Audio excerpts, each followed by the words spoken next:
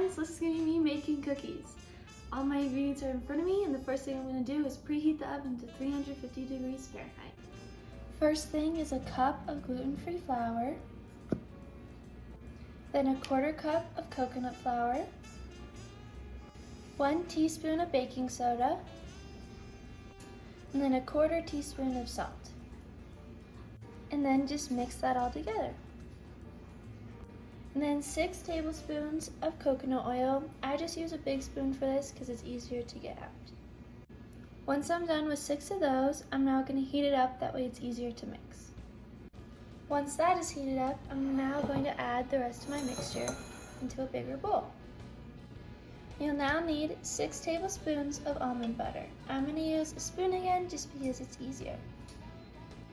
Once I'm done with that, I'm now going to add the brown sugar.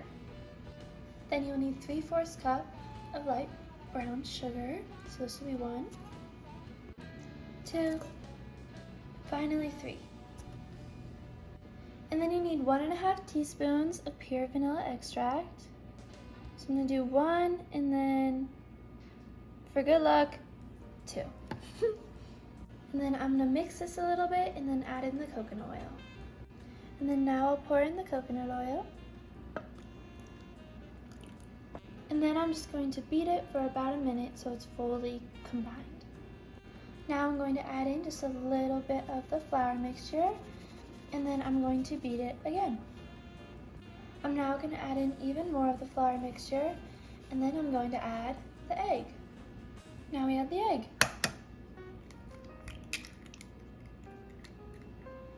And then we beat again.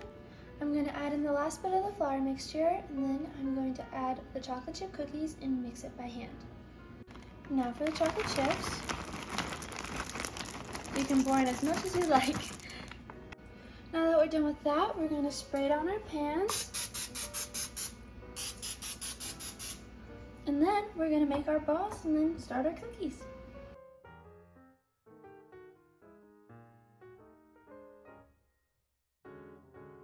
And now we put our cookies in the oven.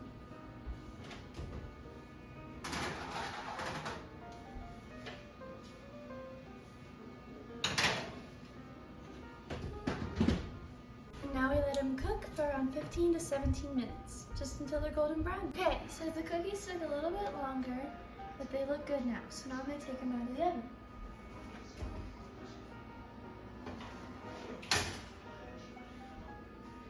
I'm going to let them harden for a little bit, and then I'm going to take them off of their plates.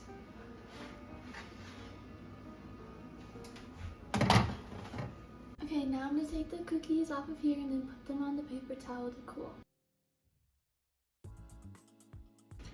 Thank you for watching this video. Hopefully you learned a little something, that cookies can still be good even though there's no dairy or gluten in them. So, thank you.